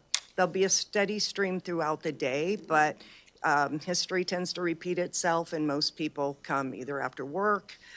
So what we are going to do is we are at 4 o'clock, and I believe this is in the MOU. We're going to manage the access point to the facility to be only off of Pattison. So it will be one way into this facility, and then they will exit onto Pacific Avenue. We've already sent our traffic plan to the City of Olympia, who we've worked with before several times on this. So when they exit this location, they will be required to turn right onto Pacific Avenue so they don't back up in the parking lot and also don't back up trying to get onto I-5. Yeah. And I don't think that during the day, this is really going to be any different than take your kid to work day. or when there's a large training here. It is going to be busy on Monday, however, because that is also an allowable day for people to come to the county and pay their property taxes. So parking is going to be a challenge. I will not have any of my staff, either licensing, recording, or financial services, or me or election staff, parking in this parking lot on that day. So we're trying to do our part too to free up as many spaces as possible. We have options. I think I talked about it at the work session, and we'll communicate those out. It will be, of course, voluntary, and unless, but that's up to you, how you want to message that. Next slide. So inside, most of the time, this voting center will be inside the meeting rooms that are behind our recording and licensing department. So it's really only the Monday and Tuesday that we will be in this room. So we still need to manage the traffic flow in this building because of property taxes. Jeff has long lines as well. So we have made that one way as well. So you will enter into our office, you'll go straight. If you're going to the voting center, if you're going to the treasurer's office, you will turn right. That will be one direction only, and the assessor has graciously agreed to allow treasurer customers to go through into his lobby and exit that way. But we're going to try to keep everybody over on that side of the building so it won't be disruptive to people coming into CPED or for other services. When we shift to the commissioner's room, if you look down at the red information, we really believe in the Disney form of line management. It's a very successful model. It's what they use at the airports, where you literally just snake people through. The space is 5 feet wide, so there'll be plenty of room, and they will just snake through. And hopefully we won't have people flowing out of that area, but then they'll flow into this room and exit that direction. So it'll be one way in and out as well. So what's next? So this isn't our first rodeo. We've done this before. This is a picture of what it was like at South Puget Sound Community College when we had drive-through voter registration. And the thing that we have to keep in mind, which is why the traffic revision is so important to us, that traffic only be coming down one way from Martin to come into this voting center, is we have to accommodate the last person in line. At 8 o'clock, if there are lines of cars around the block, we have to put a sheriff deputy there behind the last car in line because they are considered in line according to state law. So what we did at the college was we literally closed off all the entrances but one. And if you've ever seen all of the parking spaces that they have at SPSCC, we utilized almost every single one, snaking cars through there using a woman from the fair. Teresa Reed. She was fantastic and did an amazing job, and it was very successful. So this is my last rodeo. It's going to go perfect, I guarantee you, and we will do everything we can to work with you and work with staff and make it as painless as possible. So thank you, and we appreciate the support of your staff. Let me just see if there's any questions, but that was very comprehensive. Thank you so much. Any questions for Auditor Hall? No, Chair, I can make a motion. Okay, let me get Commissioner Klaus first and then Commissioner Fournier. Yeah, just a quick comment, no questions. This answered every question I could have had and more. Thank you for bringing this presentation. This was awesome historical context for me as a new commissioner to kind of see the successes you've had in the past. I am in full support of you utilizing this building and doing whatever you need to do. And I trust that when you say, this is my last rodeo, it's going to be perfect, I have no doubts in my mind that you're right about that because your standard is very high. And thank you for all of your service to the county. Commissioner Fournier. I just want to thank the auditor for coming and giving the presentation so that we could all be on the same page and the public would know what's going on. Thank you. Commissioner Mejia, you have a motion? Yeah, I would move to approve the memorandum of understanding between the Office of Thurston County Board of Commissioners and the Elections Division of the Thurston County Auditor's Office for the term of June 2026 through November 4th, 2026, to establish a temporary voting center at the Atrium, 3000 Pacific Avenue Southeast, Olympia, Washington, for the 2026 midterm elections, and authorize the county manager to execute the agreement. Second. Motion and second to approve the memorandum of understanding. Any further discussion? Commissioner Mejia. Thank you. I would just like to thank the auditor for the presentation. I thought it was very thorough, so I appreciate it. You're welcome. To be honest, this year, this election, this is the biggest lift we've had, so I appreciate it. Okay, all in favor, say aye. Aye. Aye. Aye. Aye. Any opposed? Aye. Okay, that's unanimous. Thank you. Motion carries. All right, thank you.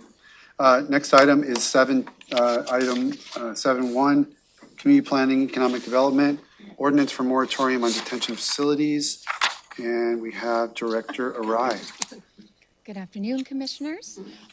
This action will place a temporary one-year moratorium on new and involuntary detention facilities and correctional institutions here in Thurston County. The purpose of the moratorium is not to predetermine an outcome, but rather to provide the county time to evaluate our existing development regulations and determine whether updates are needed. During this time, the Planning Commission will conduct a public review process. They'll gather community input and develop recommendations for the board regarding how and where these facilities may be located in the future. The moratorium aligns Thurston County with similar actions taken by neighboring counties, more specifically Pierce and King, and ensures any future proposals are evaluated under standards that reflect our current community expectations, infrastructure considerations, and public safety objectives. As required by state law, the board will be required to hold a public hearing on this item. We are currently looking at August 5th, 2026 for that hearing to receive public testimony and consider its continuation. Staff does anticipate returning to the board with Planning Commission recommendations before the moratorium expires in June 2027. There is a work plan included in the ordinance. This is a thoughtful, measured approach that the board is taking to review an important land use issue through a transparent public process before making any long-term policy decisions. Happy to answer questions. Any questions for Ashley? Good chance to highlight that August 5th is going to be a Wednesday, and that's the board, because of the election, that's when the board meeting that week will occur on a Wednesday rather than Tuesday. Yeah, thank you. Okay, thank you so much. Is there a motion? I move to approve an ordinance adopting a development moratorium pursuant to RCW 36.70A.390, prohibiting the siting, expansion, or establishment of certain correctional and detention centers and facilities involving involuntary confinement for the term of 1 year with the option to extend. Second. Motion is second to approve this ordinance. Discussion on the motion. Commissioner Mejia. Thank you.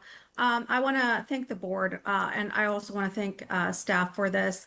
When I brought this, my proposed ordinance back, was it March? I believe it was March. I know I have another one pending. I know that there was a lot of work to kind of look at, at that time, I believe no other county had done it. So now that we have two examples with Pierce and King, I think it's very exciting. I know that when I went to DC and visited with Congresswoman Strickland, she was asking if this was something we were planning to do. And so just appreciate all the work that has gone into kind of looking into this. I know, this took a lot of work. I did reach out to some of the stakeholders who might possibly be affected, and I wanted to talk to them about, kind of what this would mean for them. And I think this is a good step, just seeing everything. And so just very grateful for the board for considering this and moving this forward. Any other discussion on the motion? Call for the vote. All in favor, say aye. Aye. Aye. Aye. Aye. Motion carries unanimously. Thank you. All right, we're still with CPED for Skookumchuck Water Rights Acquisition Purchase and Sale Agreement. And so this agreement before you today represents the final step in a significant milestone for Thurston County and its long-term water resource planning efforts. A huge thanks to our small but mighty stream flow restoration team for getting it to this point. Over the past several years, the county has worked proactively with state agencies, regional partners like TransAlta, as well as our tribal governments to identify a sustainable solution that will both protect our watersheds and support responsible growth. Through the board's leadership, we secured more than $2.4 million in state funding from Washington Department of Ecology to acquire water rights that will permanently enhance in-stream flows in the lower Skookumchuck and Chehalis rivers while meeting state stream flow restoration requirements. The purchase and sale agreement before you today is the culmination of that work. It'll provide mitigation for future permit-exempt wells through 2040, support continued residential development across the region, and create lasting benefits for fish habitat, water quality, and overall watershed health. I want to thank the board for its continued commitment to these forward-thinking types of water resource planning and recognize the many partners who helped make this innovative project a reality. The investment will provide benefits to Thurston County and the region for generations to come. Questions for Ashley on this item? Okay, is there a motion? I move to approve a purchase and sale agreement with the TransAlta Water Bank located in water resource inventory areas 22 and 23 for a water rights acquisition of 800 acre-feet per year in the amount of $2,360,000 within the limits of the appropriated funding by the Washington Department of Ecology Streamflow Restoration Competitive Grant, and authorize the county manager to execute the purchase and related closing documents. Second. Second. Okay, we've had a motion and a second regarding this acquisition, purchase and sale agreement. Discussion on this motion. Just great job to staff. This is so exciting. Okay, Good job, Ashley. Thank you so much. And your team. Yeah, and team. okay, I'll call for the vote. All in favor, say aye. Aye. Aye. Any Aye. opposed? Okay. With that mo- Aye. All right, that's 5. Motion carries unanimously. Thank you. Thank you. Next up is Public Health, item 8 sub 1, 2026 Encampment Resolution Program Amendments. Dr. Freiheit, good afternoon. Good afternoon. I'm Dr. Jen Freiheit, Director of Public Health and Social Services. And yes, this is a request to approve the contract amendments with Interfaith Works and the Low Income Housing Institute to fund 3 projects under the Encampment Resolution Program for a total value of $3,601,502. And this was also at the work session on May 19th for the Board of County Commissioners. The Washington State Department of Commerce has issued Thurston County a contract valued for a 2-year term of $7,600,000 to implement the Encampment Resolution Program. And these funds support projects overseen by both Thurston County and the City of Olympia. The Regional Housing Council unanimously approved the below recommendation on May 14th, 2026, and they are coming forward to you here with almost $530,000 to Interfaith Works for Sandy's Flats, almost $3 million for Lehigh for Maple Court, and $77,522 for Lehigh for Lotus Court Public Supportive Housing Operations.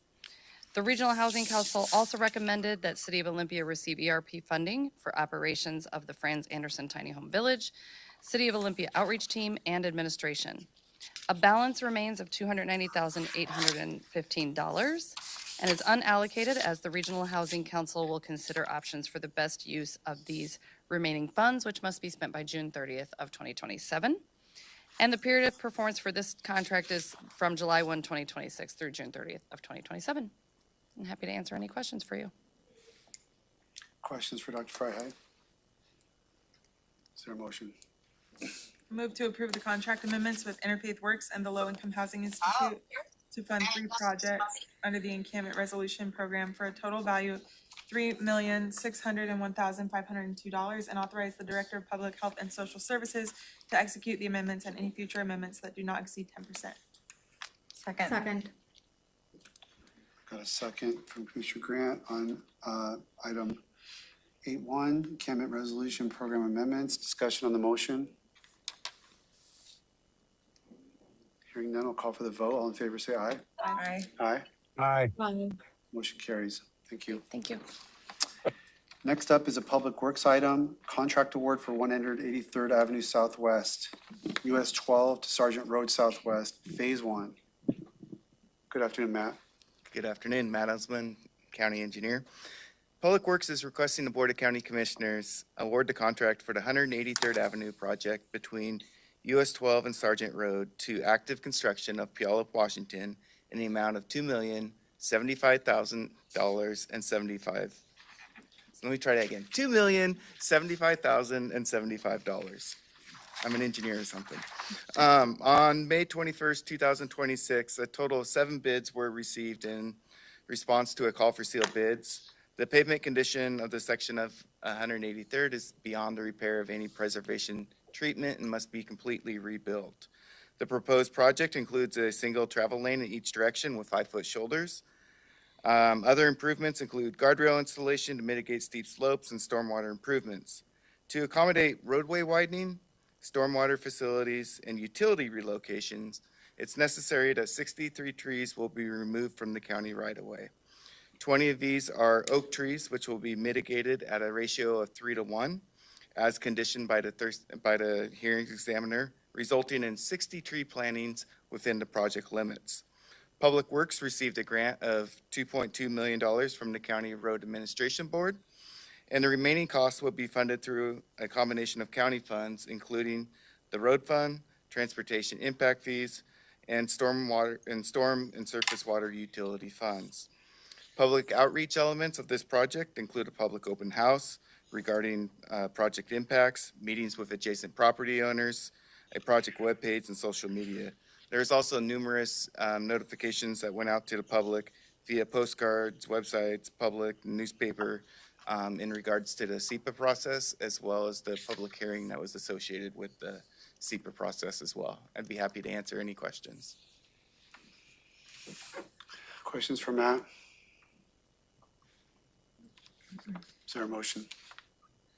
I would move to award the contract for the 183rd Avenue Southwest, US 512 to Sergeant Road Southwest, Phase 1 project, CP number 61348 to Active Construction, Inc. of Puyallup, Washington, in the amount of $2,075,075, and to authorize the Director of Public Works to execute the contract and any change orders for this project to unforeseen conditions only, not for changes of scope, for up to 10% of the contract, $207,507, or an aggregate of $2,282,582.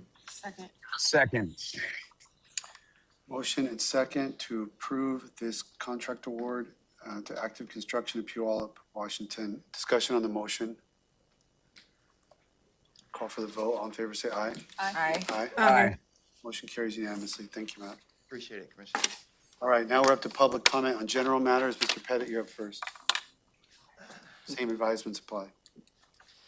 I would say good afternoon, but it's getting to be evening. I missed my nap. John Pettit from East Olympia. A couple particular things for public comment, general. Number one, I'm going to address is the suggestion of revised hours for the Building Development Center.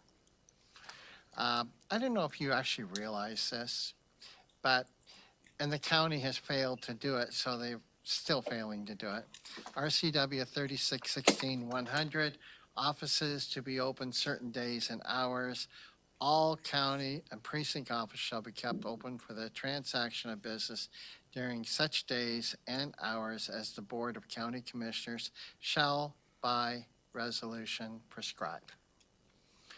I can't find anything that you have any resolution that you're technically prescribed, but the closest thing you do have to prescribed time is in your county personnel rules and policies, which says courthouse hours, Board of County Commissioners establish minimum courthouse hours for offices and department to be open to the public, provided, however, offices shall be open to the public during hours prescribed by law. Many things don't have a prescribed by law element, but the idea that, first of all, everything that's been happening is making it more difficult for anybody to do projects or development. Planners don't even talk to people anymore. It's all shoved over on the building department people to deal with everything. And the fact that they don't communicate well is become a serious problem, that a developer has a hard time doing any project at all, and you need to schedule it. And then every time you go in, Now they want to start charging a fee so you can talk to them. That's a problem. Because you know what, that department over there, the county's supposed to be serving the needs of the public, not trying to extract money out of them, extort. The other thing I'm going to leave a very brief, and I'll certainly allow any of you or the county manager or anyone to ask about, is there's a very, very serious implication that CPED has taken a new form of action, making ex parte contact with hearings examiners to establish and even make administrative decisions. It is against county code. It is against every principle of law. So in this particular case, you have a client out there that I have that he has been given a letter of administrative decision by the hearings examiner. I didn't know the hearings examiner was a administrator of county policy. That indicates to me that they're a biased party. And here's the interesting part. The way it's set up, you would end up having to appeal to the same examiner who you were denied to have a hearing as required by law. So at this point, I would suggest that hearings examiner Sharon Rice needs to be taken off the list of being used. In fact, all of her cases, which I think even included the battery case down there, now needs to be put in question as to whether or not they've been influenced improperly by the county. Feel free to reach out if you want to see an example. I have the full example and everything. What the person chooses to do about this situation of deprived legal rights of representation, that's up to him. But you might watch out because there's liability involved for denying people their rights to process. Thank you. Anyone online for general public comment? Okay. Commissioner Community Reports. Who wants to go first? Me. Commissioner Grant, you first. Good afternoon, everybody. I'll go be brief. Let's see, attended the NACO Health Steering Committee with everyone else, attended the Squaxin Island Tribal Council joint meeting, which I thought was really great and I'm really excited about. The Thurston County Opioid Abatement Council met and came up with some recommendations, which really we are excited about. We attended the Sea Level Rise Response Collaborative and the Innovative Justice meeting. And Transportation Policy Board met. And I was able to go to a Thurston County drug court graduation. And then spent a couple days in Kennewick at the Washington Behavioral Healthcare Conference, where all of the state leaders across the state got together to talk about a lot of different things in behavioral health. And it was a great conference. A lot of great work going on around reentry and how to pay for reentry using dollars that don't come from local funds. So that was some great information. And then I got to attend yesterday the WorkSource ribbon cutting. And so in Thurston County, we have a brand new location located at the hub in Lacey where people can access employment services, employers can access resources to get more employees. And so please check that out.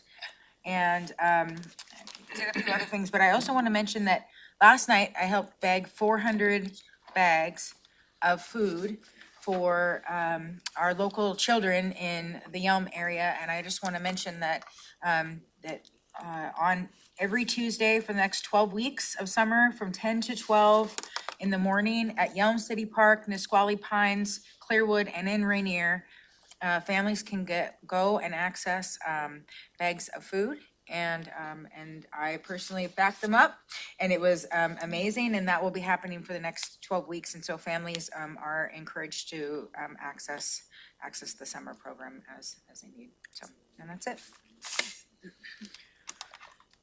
I can go next, Chair. Go ahead, Commissioner Claus. Thank you. I want to first say about Commissioner Grant's report. That's really cool. You got to attend a behavioral health conference. I had a memory pop up on my Facebook the other day that from when I presented when I worked for the Office of Forensic Mental Health Services, and I presented on Opham's operations and the impact on families at that conference a couple years ago. So that's really cool that you got to go. So for my report, I met with Representative Orcutt, and I also met with Representative Lisa Parsley to talk about issues that impact both the state and county. I'll keep that one brief. I also attended the NACO Justice and Public Safety Steering Committee, where we received updates on key justice public safety issues facing counties across the country. The committee received a recap of the White House Office of National Drug Control Policies Emerging Threats Symposium and a legislative update covering federal policies and priorities affecting local governments. It was a very interesting presentation. I attended, so as the chair of the Solid Waste Advisory Committee, I wanted to give a quick report out on our recent SWAC tour of Sutter Metals in Tacoma. I was very fascinated by this tour. I felt like I was in the movie WALL-E. There were giant bricks of like smashed Coca-Cola can, all kind of cans, and they had everything, you know, that you could think of. They sort and collect and process both ferrous and non-ferrous scrap metals like aluminum, copper, brass, and stainless steel, sourced from the aerospace, automotive, and electronics industries, with their Tacoma site serving as the company's primary hub for sorting and export before that material becomes feedstock for mills and foundries to remanufacture into new products. So they had like car rims that they were getting ready to ship off to be melted and then turned into Teslas. So it's very cool, especially as we're talking more and more about like circular economy models, and the SWAC received a presentation from King County's staff on their circular economy model, which seems to be really successful up there in King County. So it's really fascinating stuff. And they also operate a facility right here in Lacey, so it's a Thurston County issue too. And what really stood out was the scale. So it's like they serve this global economy. Sutter Metals was just acquired this past March by Closed Loop Partners, which is a New York-based circular economy investment firm, specifically to grow the company's metals processing capacity, which means there's real capital behind materials recovery now, beyond the environmental case for it. So SWAC will, I hope SWAC will keep watching how this kind of work can inform our own waste diversion strategy here in Thurston County. I thought it was also really fascinating that because they were acquired by Closed Loop Partners out of New York, they're still working with the New York jurisdiction on just these kinds of issues. So they've been in, close contact with the new Mamdani administration, working with them on this transition, and just talking about how both models operated in New York and here are contributing to the global economy. So it was very fascinating. I really had a good time. I also attended a Sierra Club celebration for our state representatives. I attended the Partnership Council for Juvenile Justice Joint Behavioral Health and Reentry Committee meeting, where we received an update on the Medicaid Transformation Project and the rollout of Medicaid discharge planning services at juvenile rehabilitation facilities. The discussion focused on improving continuity of care by connecting youth with medical, behavioral health, substance use treatment, and other support services before and after their release. The committee also received updates from the gun violence prevention and youth mobile crisis response work groups, including efforts to better understand youth experiences with crisis response services and strengthen violence prevention strategies. Members shared information about the upcoming statewide juvenile justice and youth services conferences, and discussed more opportunities for collaboration in the future. I also attended this bittersweet retirement party for Jeff Bickford, who we all know and love, and it was a very good time. I got to meet his dog, and it was just a really great send-off for Jeff. I've really enjoyed working with him in my time here at the county so far. He's been an awesome advocate for so many things that I believe in when it comes to solid waste, which is a statement I never would have thought I would say like 5 years ago when I knew nothing about solid waste practices. Jeff's been just an awesome person to have here at Thurston County, and he will be missed. I also got to attend a fire department ride along with the Olympia Fire Department, and now I understand why Commissioner Fournier loves to be a firefighter so much. It was the most awesome ride along I've ever done. We spent 7 hours riding along in the county, and then I got to do their family dinner with them that they do every night at the firehouse. So it was really, really cool. And I got to see just this new perspective of how they interact with other emergency services across the county. And that collaboration is like so smooth. You would almost think every agency is the same agency, like the private ambulances, the law enforcement, fire department, emergency services, Medic One. Like I saw Thurston County out there with them. It was everyone serving all ages, families, houseless community members, people who are injured. So really, it's like the fire department is providing so many services that people might not understand that they're actually serving. So it was just really awesome and very informative. I learned a lot. And then the last thing is I recorded a video of the food co-op just right across the street. So with some of their board members and staff, trying to kind of spread the word about food justice and food security and the need for more food security in Thurston County, especially as we're losing funding. And then yeah, that's all for my community reports over the last 2 weeks. And I do also kind of want to just make a comment about the earlier discussion, and I'll keep it short since we took quite a while earlier. I just want to say I'm really disappointed in the action the board took earlier in the meeting. This is going to impact our unhoused and housing insecure residents here in Thurston County, whether we like it or not. And I will be sure to report back on those impacts as I learn them so that the board can understand the implications of the decisions we make. And it's just really, really disappointing. It's devastating that, you know, every day I come into this room believing and assuming that we're all here to do the best thing we can for the community. And today I don't feel that for the first time since I've been elected. I hope that when we get this item back in July, we can approve it and it will go forward as committed last year. I know that there were, you know, some concerns about that wording, but that's just the truth. So, you know, it's a hard day to celebrate Pride here in Thurston County and also pause a contract for one of the organizations that spoke today. It just feels like our proclamations sometimes are performative, and while we're cutting services for Pride or for youth serving LGBTQ organizations that serve unhoused youth, and then we celebrate them in the same moment. So it's just an interesting contrast. That's all I've got.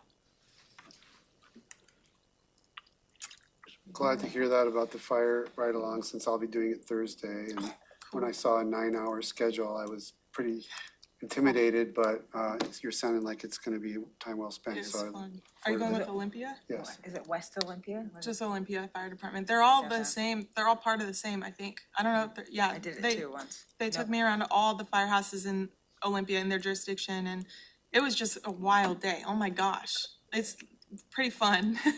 So I think I'll have a backup plan if I decide not to be commissioner someday. It was really fun. Commissioner Mejia? Okay, you ready for my report, sir? Yes, ma'am. Okay, so for my report, so I attended since our last meeting, attended the Public Health Leadership Academy with Dr. Jennifer Freiheit. And this was a NACO. We were one of the first 12 counties that was selected to participate in this National Leadership on Public Health. And it was just a great opportunity to come in with other commissioners and public health leaders. This is an ongoing course, but this was like the in-person piece in DC. So I feel very lucky to have an amazing public health leader as well as being selected for this opportunity. And then attended the Partnership Council on Juvenile Justice Legislative Steering Committee, just prepping up for next year. Very excited about the work that's being done there. Attended the Interbranch Advisory meeting. And sorry, I got a notification that my internet was unstable, but attended the Interbranch Advisory meeting, which is, you know, for members who are not aware, a piece where basically all of the state justice system, local justice system comes together. I represent counties on that, and gave a report out on kind of like where we're at with counties and funding. There was a lot of good conversation, kind of what the priorities for the legislator are, as well as governor's office, and we heard kind of what the administrative office of the courts is planning for their ramp up in their budget. Attended the Thurston Regional Planning Council meeting, also attended the Affordable Housing Advisory meeting for the governor's office. We're still kind of like talking about the new process. We're ramping up for legislative session next year, and we did a survey that has been sent out to different partners to kind of just start talking about our legislative priorities for next year, but also just about like what changes are going to come down the pipeline in terms of the priorities from the governor's office. Attended the Nisqually Land Trust Conservation Celebration, as well as Senator Sam Hunt's memorial. It was a really heartwarming event, and it was just very heartwarming. I'll just leave it at that. Attended the intercity transit meeting, as well as we had a full day retreat, and that was very productive. Attended the Leadership Thurston County graduation. And so I just want to congratulate to all the graduates. We had 3 participants here at the county, or no, 4, sorry. District Court, Medic 1, Sheriff's Office, and of course, Commissioner's Office. I want to give a special shout out to Taylor Rome, who's my executive aide on her graduation from Leadership Thurston County. So great job, Taylor. Attended the Board of Health meeting. This was our first time where we kind of switched into more of a work session model, and it went very well. We had a lot of great presentations. Attended the Lansdale Point ribbon cutting, and got to share a few words. A great project, and just a drop in the bucket of the needs here in the community. Attended the food bank tour. It was really great. I'm very thankful for the staff for kind of walking me around and showing them, and also attended a tour at Safe Place. So it's been very busy. Those are just some of the highlights. And I just want to say, since Commissioner Klaus has brought this up, I also look back to the Regional Housing Council on kind of the timing of these decisions coming through to the board. And, this is an opportunity, again, for the board to ask questions and send items back. And the actual action on the agenda today, it wasn't to reestablish contracts from last year, but it was to award, and to amend the contracts. And so those come in as new contracts for us. And so, the time, the ability to be able to ask questions, and these contracts are not a given also. It's very disappointing that you're putting this on the board, but yet the Regional Housing Council, could have had these conversations preemptively and helped address some of these situations. And, now we're hearing from jurisdictions that there are concerns on the process. And so, I also look towards the RHC for some of these conversations that are happening today. Commissioner Fournier. Yeah, thank you. A lot of the things that I did have already been said, so I don't want to just reiterate things. But the 2 highlights, I think, were the 2 ribbon cuttings that I went to. The Lansdale Point one, I thought it was great. That was an excellent project. That's something that everybody should be really proud of. And it was great to sit there with our housing staff and see them glowing and beaming about the success of this project. And then the other ribbon cutting that I attended was the one for the welcoming figure that was dedicated downtown on below the 4th Avenue Bridge. It was the day after we did the joint meeting with the Squaxin tribe. So it was kind of cool to see the things in action that Olympia and the tribe are working on that really look a lot like what we're striving to. And I think I said it during the meeting, that the relationship between the city of Olympia and the Squaxin tribe should be a model for the nation. So it was really cool to be part of that and see that. Thank you. Just for me, looking at my list of activities, my dates are kind of confused, and I'm not even sure. There's so many things on here. I'm not sure where my last report ended and where this one would begin, but I'll pick a few highlights. There was a lot meeting there was a Sentencing Guideline Commission meeting that I attended, met with my planning commissioners on a variety of items, attended Innovative Justice. The LTC graduation was fantastic, as Commissioner Mejia reported. Fair Board meeting was my turn to attend, and I did, and that was good. Got to attend, in addition to Sam Hunt's memorial, a retirement party for Courtney Shreve, a key employee at North Thurston Public Schools, who's been a big partner for the county and just a good friend, and it was great to see her celebrated at North Thurston High School, school district. The Sierra Club event that Commissioner Klaus referenced, I was given the opportunity to speak on county achievements regarding some of our environmental work and the ribbon cuttings, and I'll just leave it at that. I do want to say, don't forget the fan zone for the World Cup. The World Cup's obviously underway. Our first fan zone is this Friday, Juneteenth. You can spend the whole day celebrating various things, but don't forget to stop and see the United States against Australia. They looked really good against Paraguay. Everyone's really excited for our chances to get to the elimination round. And so I'm expecting it's going to be a really fun event. It's going to be the longest and I think biggest. And so hope to see everybody out at the Port Plaza on Friday. So with that, we are at the end of the business agenda and we are adjourned. Thanks, everybody.